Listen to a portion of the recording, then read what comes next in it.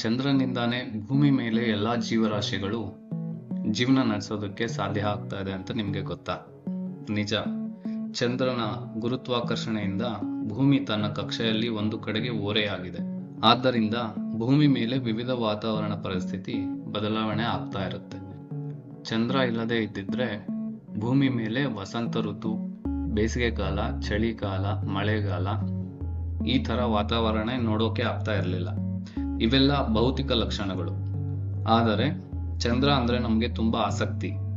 ಆದ್ದರಿಂದ ನಾವು ಚಂದ್ರಯಾನ 1, ಚಂದ್ರಯಾನ 2 ಮತ್ತು ಚಂದ್ರಯಾನ 3 ಅಂತ ಯಾತ್ರೆ ಮಾಡಿದ್ದೀವಿ. ಇನ್ನೊಂದು ಯಾತ್ರೆಗೆ ಸಿದ್ಧ ಆಗ್ತಾ ಇದ್ದೀವಿ. ಇದಕ್ಕಿಂತ ಮುಂಚೆ 1964ನೇ ಜುಲೈ 20ನೇ ದಿನ ಮಾನವ ಮೊಟ್ಟ ಮೊದಲ ಬಾರಿಗೆ ಚಂದ್ರನ ಮೇಲೆ ಪಾದಸ್ಪರ್ಶ ಮಾಡಿದ್ದ. ಆಮೇಲೆ ಕೂಡ ತುಂಬಾ ಚಂದ್ರಯಾನ ಆಯ್ತು. ಬಟ್ 1972 ನಂತರ ಮತ್ತೆ ಮಾನವ ಸಹಿತ ಚಂದ್ರಯಾನ ಆಗ್ಲಿಲ್ಲ. ಮುಂಬರುವ ದಿನಗಳಲ್ಲಿ ಆ ಕೆಲಸ ಮಾಡೋಕೆ ನಾಸಾ ಸಿದ್ಧವಾಗ್ತಾ ಇದೆ. ಚಂದ್ರನ ಮೇಲೆ ಮಾನವ ನಿವಾಸಗಳನ್ನು ಏರ್ಪಡಿಸುವುದಕ್ಕೂ ಕೂಡ ಆಯೋಜನೆ ನಡೀತಾ ಇದೆ.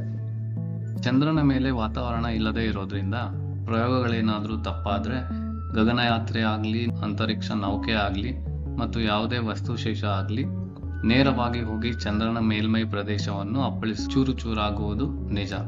ಆದ್ದರಿಂದ ಚಂದ್ರನ ಮೇಲೆ ಇರುವುದಕ್ಕೆ ಅನುಕೂಲಕರವಾದ ಸ್ಪೇಸ್ ಸೂಟ್ ಧರಿಸಿ ಮಾತ್ರ ಅಲ್ಲಿ ಕಾಲು ಇಡಬಹುದು. ಅದಕ್ಕೆ ಕಠಿಣವಾದ ಶಿಕ್ಷಣ ಪಡೆದಿರಬೇಕು. ಭೂಮಿಯಿಂದ ಚಂದ್ರನಿಗೆ ಸರಾಸರಿ ದೂರ 3,84,400 ಕಿಲೋಮೀಟರ್ಗಳು ಆಗಿರುತ್ತೆ.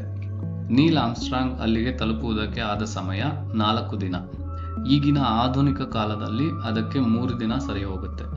ಅಂತರಿಕ್ಷ ನೌಕೆಗಳು ಅಲ್ಲಿಗೆ ಹೋಗುವುದಕ್ಕೆ ಕೂಡ ಶಿಕ್ಷಣದಲ್ಲಿ ಎಲ್ಲಾ ಕಲಿಸಿಕೊಡುತ್ತಾರೆ. ಚಂದ್ರನ ಮೇಲೆ ಗ್ರಾವಿಟಿ ಇಲ್ಲದೆ ಇರೋದ್ರಿಂದ ಮನುಷ್ಯ ಸರಿಯಾಗಿ ಅಲ್ಲಿ ನಿಲ್ಲೋದಕ್ಕೆ ಕೂಡ ಆಗೋದಿಲ್ಲ.